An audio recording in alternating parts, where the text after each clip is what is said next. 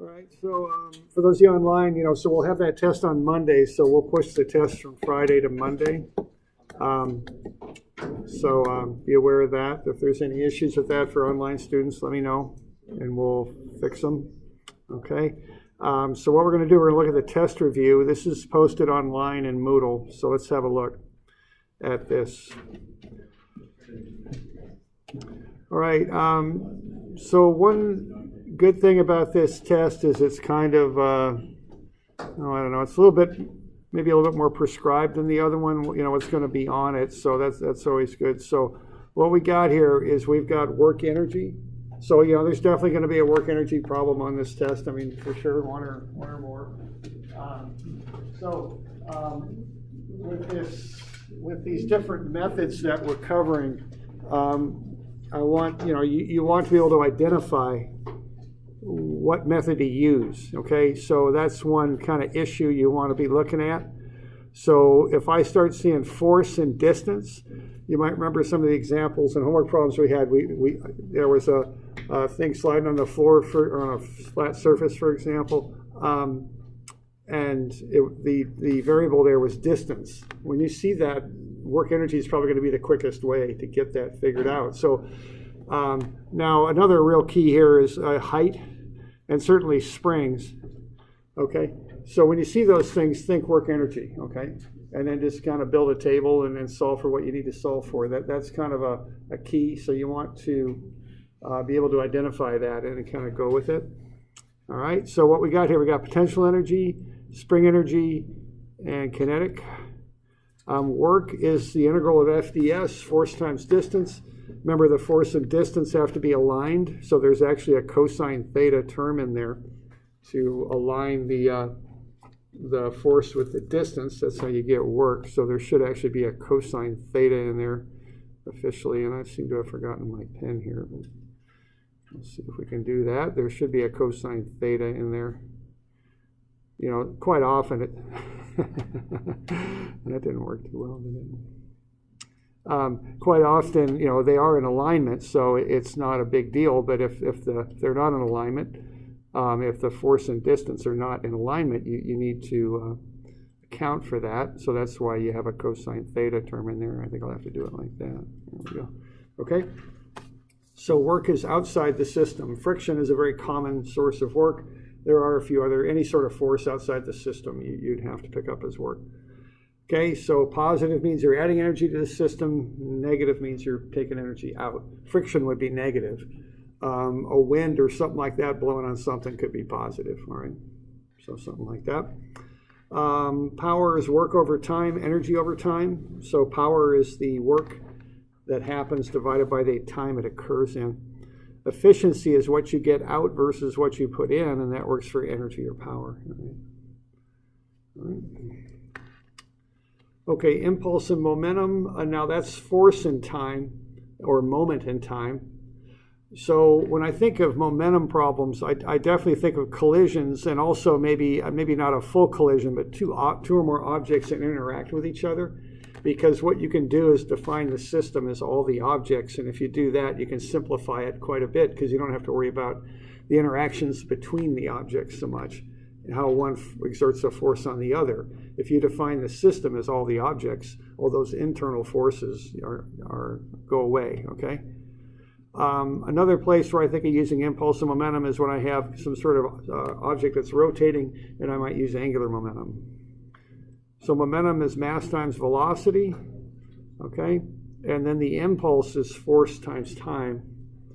Okay, so again, if you do this deal with some sort of collision or two or more objects interacting, where you define the system as all the objects, that impulse there, F dt, can go to zero, which leads to conservation of momentum. Okay. Very importantly on momentum, you got to treat it like a vector, okay? You got to handle the x and y components separately. Angular momentum, what you do is you add moment arms to each of the terms. Okay, so when you add a moment arm to force, it becomes moment times the change in time. And then you add these d terms to each of the momentum terms, okay?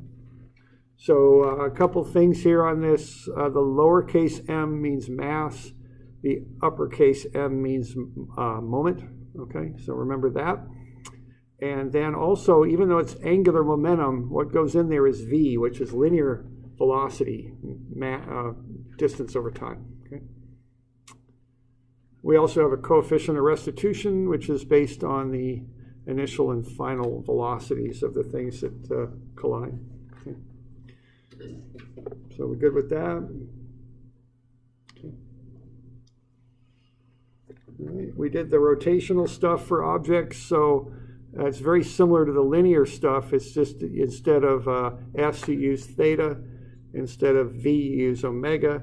And instead of alpha, or excuse me, A, you use alpha. But it's the same equations, same sort of relationships. Okay.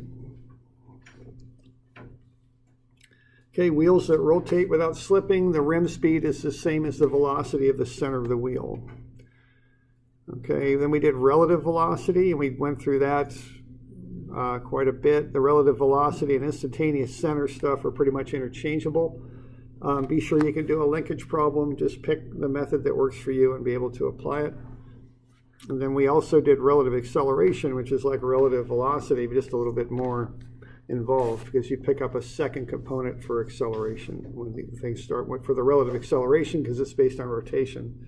So you can have a normal component and a tangential component. Okay. All right. So that's kind of the stuff that could be on here. So, you know, you want to be able to quickly identify what the issue is and then how to deal with it. So there's a linkage problem. I give you the intermediate answers. You know, I don't know as I'll go through that because I've gone through one in class and I've got the, we went through another one for the homework. I don't know if there are questions on that. Just trying to think of the points that I would kind of make about this is one, pick your method. Okay, there's 3 methods now. Pick the one that works for you and go with it. Okay. Now, if you're doing the geometric approach, what you got to remember are the rotational base velocities are perpendicular to the linkages. So there's VB right there, perpendicular to BC. And then what we also have for a rotational velocity is this relative, whoops, I'm totally screwed up. I'm going backwards on this thing. Hang on. I'm going to have to go back and fix that. Come on, give me an eraser. There we go. Let's try that again, because A is the one that isn't moving. So we're going from A and working our way out. So what we get there is VB going that way. Okay. And what it is it's perpendicular to the linkage, okay? Now there's also another rotational velocity right here, and that's VC with respect to B. These relative velocities are rotational, okay? And so that's perpendicular to the linkage. So when you got these things that are perpendicular to the linkage, you take the linkage angle and subtract it from 90 to get the velocity angle. So this angle down here is 34 degrees. 90 minus 56 is what you do. All right. And that would get you 34. The other one up there for the second linkage is 90 minus 70. So that would be 20 up there, okay? So when you're doing it geometrically, you got to remember to take 90 minus the linkage angle. Okay. Now, if you do it with vectors, though, it's not that way. If you do it with vectors, what you're doing is you're calculating vectors from A to B. So if you're doing it with vectors, you use the 56-degree angle for your R, okay? So RB with respect to A there would be based on a 56-degree angle, all right? Same thing with this one. When you do the relative velocity of C with respect to B, that's based on the actual linkage when you find R, of course, because R is the linkage, right? So you use the actual angle you're given. In that case, it would be 70, okay? So kind of keep that straight. The angle you use depends on which method you use, okay? Whether you're determining a position vector or a velocity vector. So be aware of that.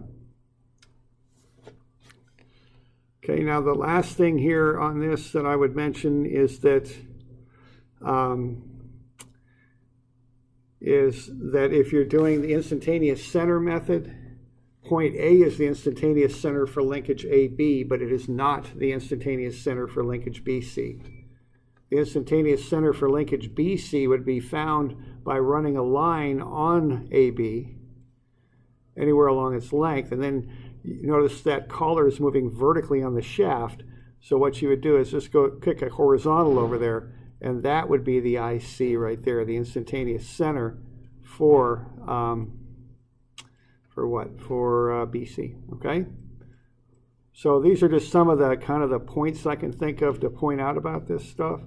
Some errors that I've seen in the past. So I have seen that error where people think the instantaneous center for BC is point A. It's not. A is the instantaneous center for AB, but not for BC, okay? Even though it kind of appears that way, but it's not. Okay. So, Anna, we got any questions on any of that? Yeah. Is there going to be a question on the test that specifically says use this approach? No. So that, yeah, it's performance based. Here's a linkage system. Figure it out, and whatever way you like, use. Find a method you like. Okay. All right.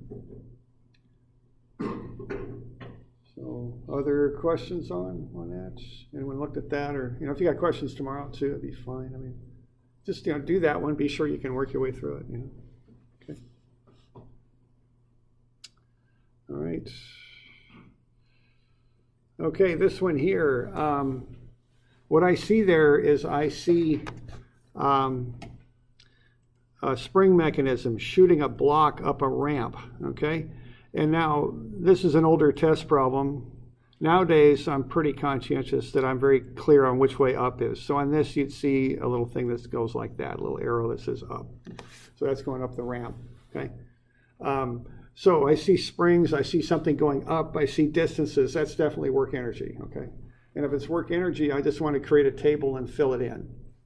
Because in our mechanical engineering kind of stuff, there's pretty limited sources for where the work comes from, okay? So I prescribe it, okay? And so I do that. All right, so what I'm gonna do there is I'm gonna do the preliminary stuff first. Now, I've got a little bit of a problem there that I've got the block going up the ramp at distance D, but I've also got H. Okay, now work energy, I can handle one unknown, not two. So what I need to do is to relate D and H together. So I do that right there. D times sine of 32, so the distance up the angled ramp times the sine of 32 is equal to H. So H is 0.5299 times D. Okay. So that allows me to relate D and H together and have only one unknown as opposed to two.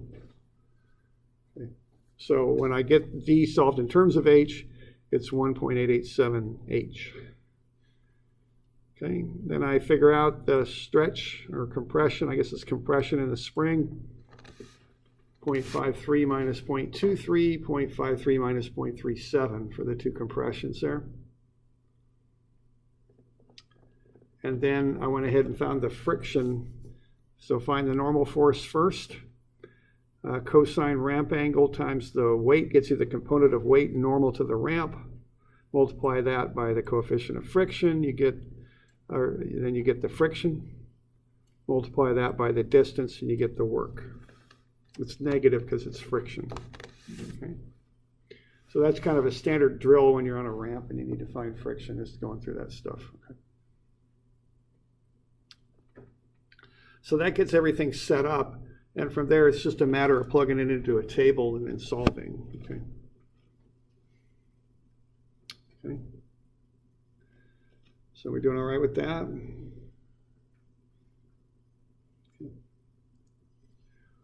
All right, so I'll put datum down where the thing starts. So 0 for potential energy. The spring energy is 1/2 times K times what I found to be the compression, which is 0.3 squared. Remember to square that. 18.45, and no kinetic energy to start.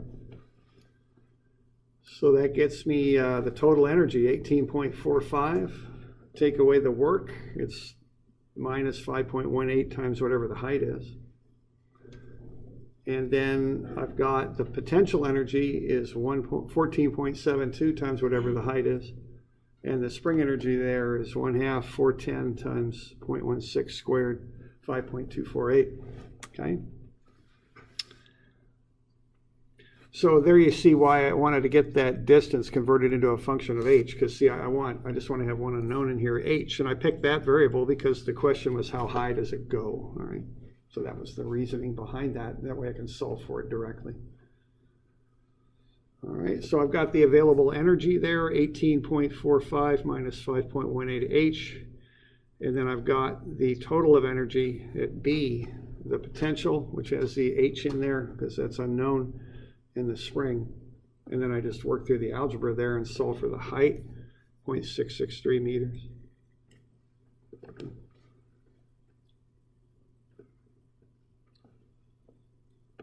We're doing all right with that? Could you use the potential for B? Potential for B? I don't know it yet. I just take the weight times whatever that unknown h is. H is the variable, so it's just weight times h. Okay. All right. Okay, so you see that thing with springs and going up a ramp and all that. You think work energy, set up a table and figure it out, okay? All right.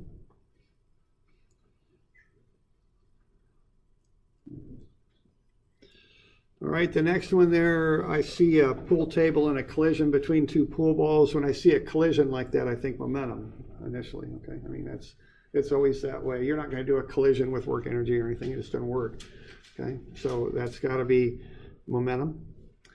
Okay, it's conservation of momentum because you define the system as the two balls together, all right? So you just set up MAVA1 plus MBVB1 equals MAVA2 plus MBVB2. Okay. Now, as I mentioned earlier, you got to go with vectors on this. Okay. So what I did with this is I kind of lumped it all into one big vector equation. Though you could just pull out each equation separately and essentially start down here if you wanted. You could do it either way. I mean, I almost find it easier just to kind of just pull out all the x's initially and just put that into one equation rather than creating a big vector equation. So my vector equation, I've got I components that I'm underlining here in blue. And then I've got j components, which I'll use a squiggly pink underline here for, okay? So it's very important to vectorize this stuff.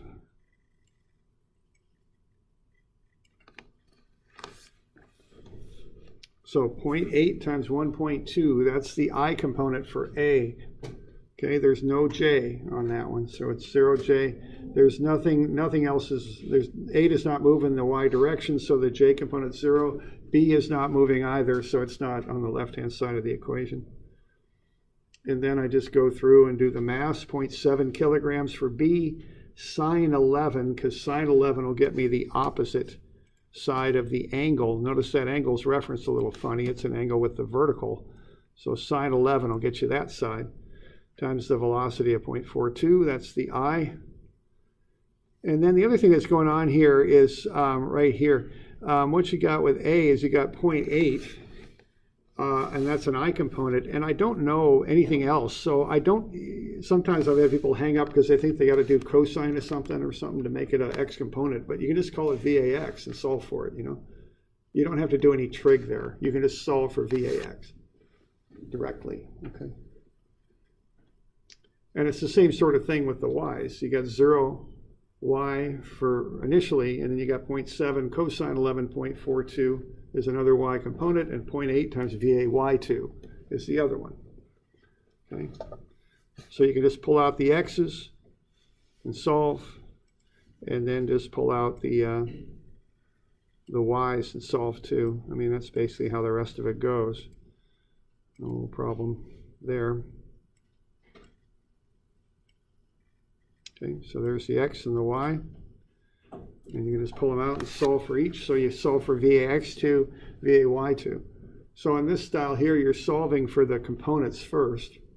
Then you come back and do the trig later, is how this one works, okay? All right. So we just get a vector there. 1.13i minus 0.361j. Do square root of sum of the squares, you get the total velocity. If you needed an angle, you could do an arctangent too, if you needed one. Okay.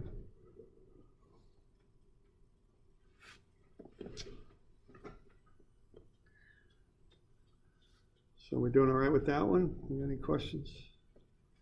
Yeah. Should we look into elastic collisions too? Or? Yeah, I'd look everything over on the list. I will say that, how shall I say this?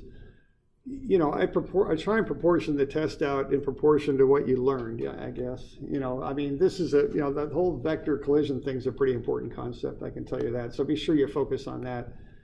I'd spend more time on that than I would on like E and stuff like that, which are kind of side topics. And I don't know, sometimes it's, may not always be clear what the side topics are, I guess. But focus on the main stuff. Be able to do a linkage problem, be able to do a work energy problem, recognize it and do it. Be able to do a basic collision kind of interaction thing. That's what momentum is very often about. The angular momentum too, you want to look at that and be sure you can handle that. Those are kind of what I see as the big pieces that we went through, those 4 things, if you follow. And then the other things might be on there or they might not. Okay. All right. So we all right with that? Okay, the angular momentum one, there it is. So we got a motor rotating armature. We got a mass on the armature that's going to slide out as the thing rotates. You're given what the motor does. It inputs 48 Newton meters of moment into the system. And you're starting out with a velocity of 2 radians per second. So what's going on here? You got the mass. Here's the mass. Here's the distance, the moment arm essentially is how I think about that. And then I want the velocity of the mass to start with. Now you're given the angular velocity, but the formula calls for V. So you got to turn that into a linear velocity by multiplying it by the offset distance, the 0.42. Okay. Then you got the input from the motor, 48 Newton meters times 1.2 seconds. And that's going to equal what's going on at the end. And what's going on at the end is 0.74 meter distance, 30 kilogram mass, and then an unknown velocity. So that's 0.74 times omega. We also call omega theta dot. We use those terms kind of interchangeably. And then you go ahead and solve for omega. It's 4.15 radians per second. Okay.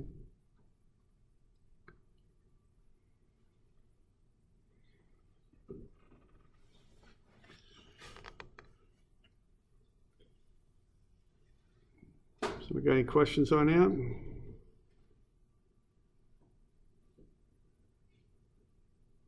Okay. So that's a little bit of a run through there, through some review problems. Be looking at all the homework and the stuff we did in class, examples and all that. Okay. And just be sure you're covering everything on the list when you go over the stuff. Okay.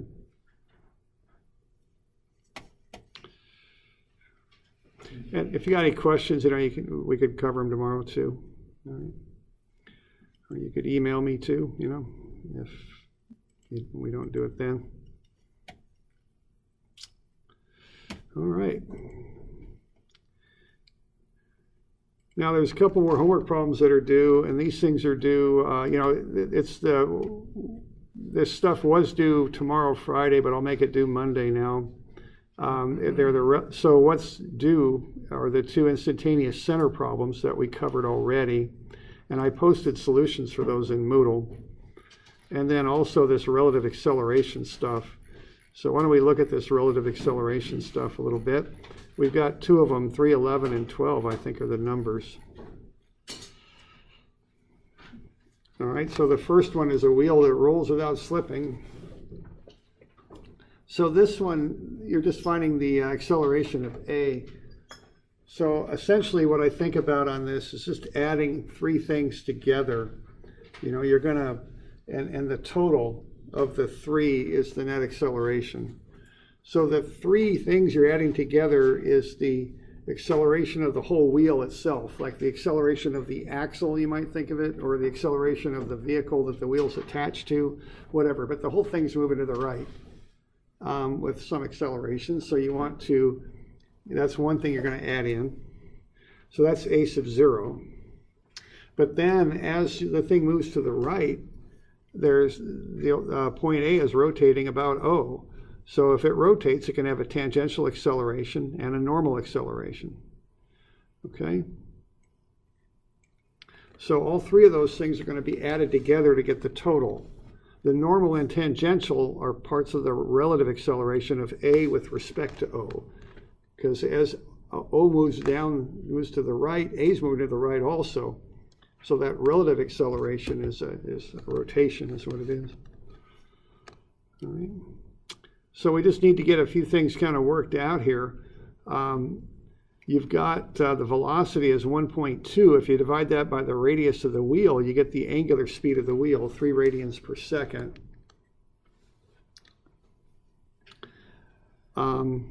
Okay, then you've got also alpha, which is 2. Now, if you want the tangential acceleration of the wheel, then you take 2, which is alpha times the radius of the wheel, 0.4, that's 0.8. Okay. Now, if it doesn't slip, the rim acceleration, the tangential acceleration of that rim of the wheel is equal to the acceleration of the center point of the wheel. Okay? So not only is the tangential acceleration 0.8, so is A sub O. And then the normal acceleration is omega squared r. Okay? So omega we found is 3 radians per second. Square that, multiply it by the 0.4 meter radius, and you get 3.6. So the sum of those three things together is the total acceleration of point A. So you're going to take A sub O, which is 0.8I plus 0J, and then add it to the tangential and normal accelerations of A with respect to O. So we got A sub O right there, but then we're going to have this tangential acceleration and this normal acceleration. Okay? And we're going to add all those things together to get the total. All right? Now, the thing is here that those two tangential and normal accelerations are at angles, okay? So there's AT, and there's AN. So we got to do a bit of trig on this one to get these things broken up into components. Okay, so we can just run a horizontal through there, and what we were given the 40, I think it is. So this 40 would be the angle on the top. Oh, 50? Oh, okay, thanks. So it's 50 on the top. So 90 minus 50 will get you 40 down below. Okay. There we go. So we got to do that trig. So we know that the tangential acceleration is 0.8. We know that it's going down and left, so both the x and y components are negative, and we know it's a 40-degree angle, so negative 0.8 cosine 40i minus 0.8 sine 40j.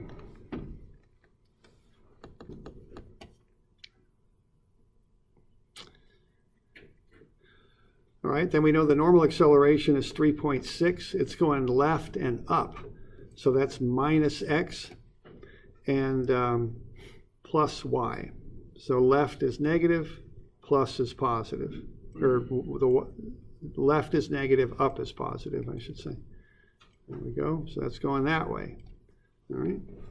So I've got the normal acceleration has a magnitude of 3.6, 50-degree angle.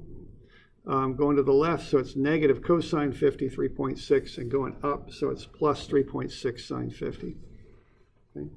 So cosine 50 for the I, sine 50 for the j, minus I plus j. All right. So that's basically what you're doing there. You're taking all those different pieces and adding them together.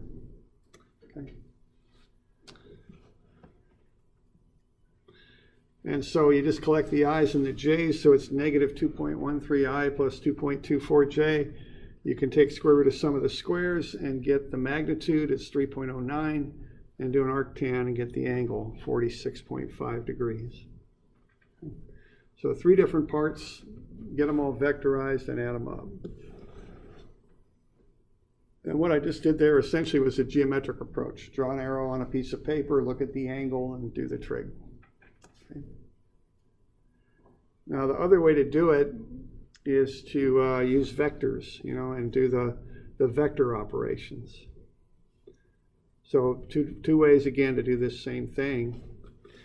if you're going to do it with vectors, you're going to start at the same place here. You got AO is alpha R, and V is R omega, so omega is 3 radians per second. But then what you're going to do is take this vector, the position vector, from O to A, that's the position of A with respect to O, and vectorize it. So cosine 50 times 0.4, which is its length, is the I. Sine 50.4 is the J, that's negative because it's going down. So that gets you the position vector of A with respect to O. And once you've got that, you can get the two components. You can do a cross of alpha with R. That'll get you the tangential. Now alpha is 2 clockwise, so that goes first in the cross. So that's 0, 0, minus 2 because it's clockwise. A rotational vector is a K vector. And then the position vector follows, and then you just do the cross, okay?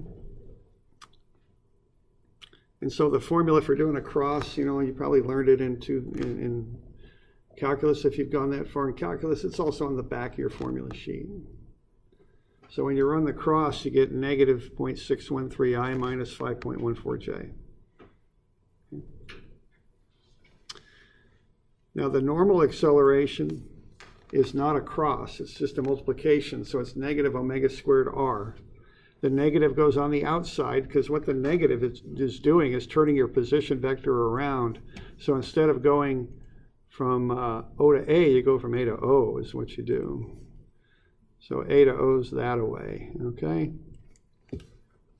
That's the way the normal acceleration goes. So that's why there's a negative out front.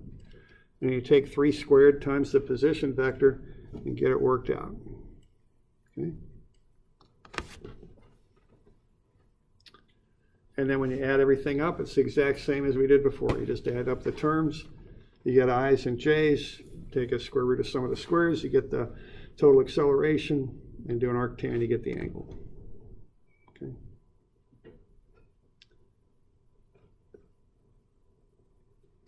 So we got any questions with that?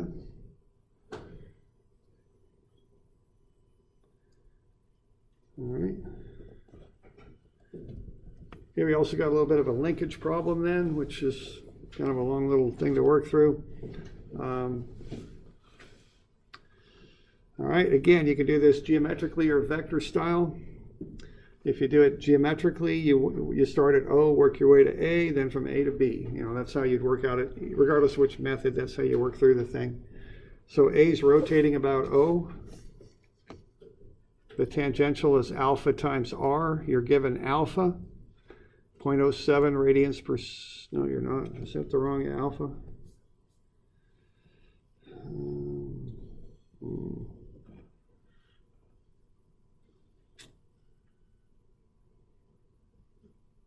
Is it 0.07? I guess it is. Is it? I'm trying to remember. Is that the proper alpha on that? Yeah, it is? Okay, okay, good deal. All right, so the tangential is alpha times the 0.1 meter R, it's 0.007. The normal then is omega squared. You're given omega 0.18. Square that. Multiply it by the 0.1 radius to get 0.00324. Okay, now as it turns out, this one is the horizontal rod there. So what you're going to get from that is the components are lined out pretty well. They're just in the X and Y direction. So you don't have to do any trig on this first step. Okay, because it's the rod's horizontal. So as a result of that, the tangential acceleration goes straight up in the Y and the normal goes in the negative X, okay? So that's the tangential axis and the normal. Okay. So A sub A is negative 0.00324I plus 0.007J.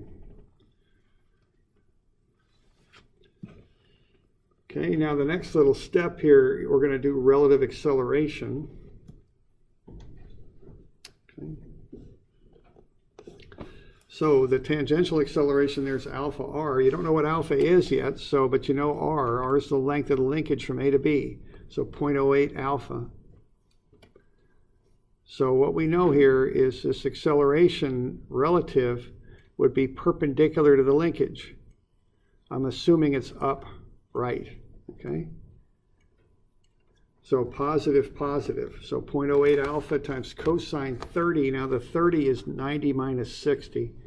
That's the angle right there. So 90 minus 60 gets us 30. So 0.08 alpha cosine 30i plus 0.08 alpha sine 30j. So remember, this applies to the velocity stuff we do too.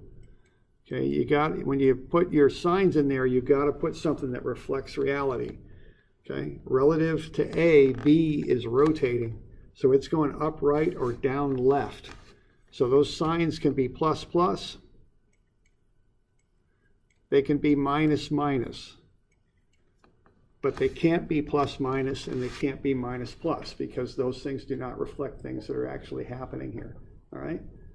So keep that in mind. The selection of the signs matters. You can't just arbitrarily pick them. They got to represent something that could happen. Okay, so plus plus or minus minus. All right. Then the normal acceleration is omega squared r. Omega is 0.45. Square that times the 0.08. 0.0162. Now what the omega squared is the normal acceleration. That's going from B back towards A. So that's up at 60 degrees, left and up. So the left is a negative 0.0162 cosine 60i. The up is a positive 0.0162 sine 60j. Work it through and you get the normal acceleration vectorized.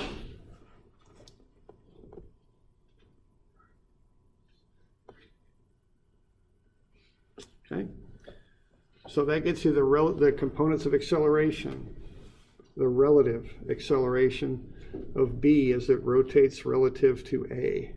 We got one unknown in there, that's alpha.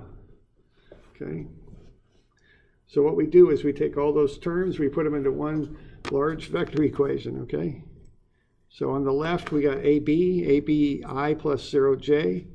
I don't know much about AB, but I know it's going only in the x direction. It's on a horizontal rod, so there's no y component. So ABI plus 0j. Okay, that'll equal A sub A, which I found because A is rotating about O. And then these four pieces of the relative acceleration. The first piece is the tangential. The second piece is the normal.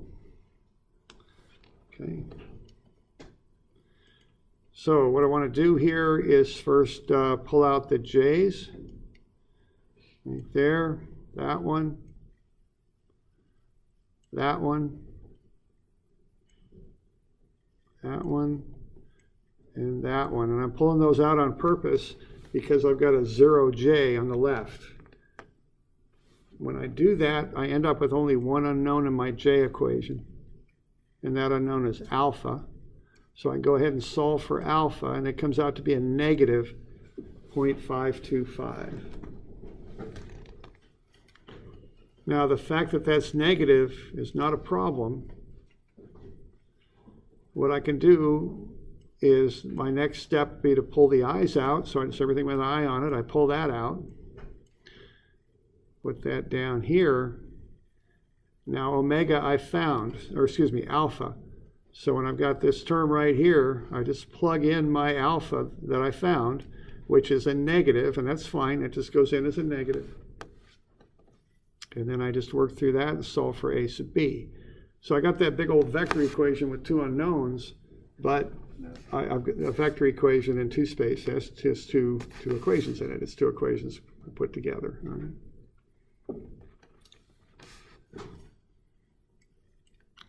So we're doing all right with that? Okay, so that's the geometric approach. A little bit of a slog going through this stuff, I know. Just, okay, so let's get the vector approach now, which is twice as exciting as the geometric, I swear, so this will go really fast. So here we go. All right, so we want a position vector. The position of A with respect to O, it's just 0.1i plus 0j. Cross alpha and the position vector. Alpha is a positive 0.07. There's alpha. So that's a k vector, cross it with the position vector, and what you get is the tangential acceleration of A, 0I plus 0.007J. Okay. Then you can find the normal acceleration, negative omega squared times the position vector. So just remember to keep that negative out front, and you get negative 0.00324I plus 0J. Add everything up, and you get the total acceleration of A as it rotates about O. Okay.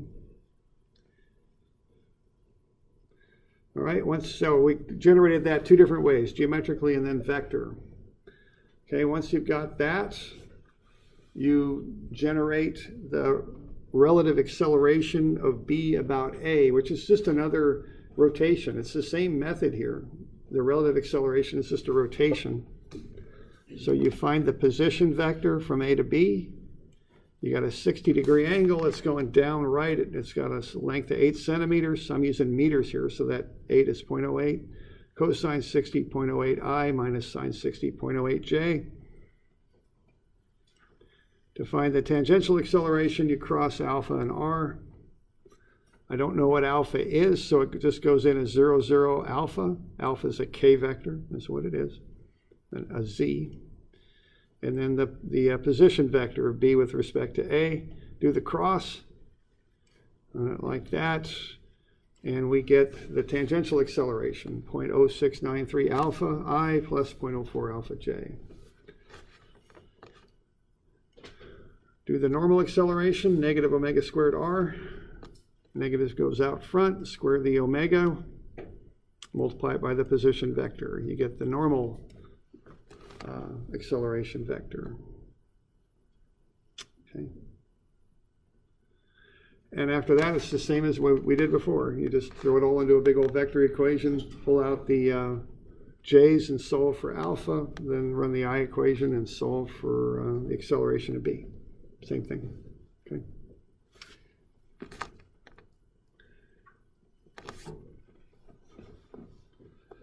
All right, so there's the same slide I projected earlier, same thing. So this key is posted in Moodle, so you can have a look at it, okay? Any questions on that? All right. The method you like grading one? What's that? No, there isn't. I don't like grading any of this stuff.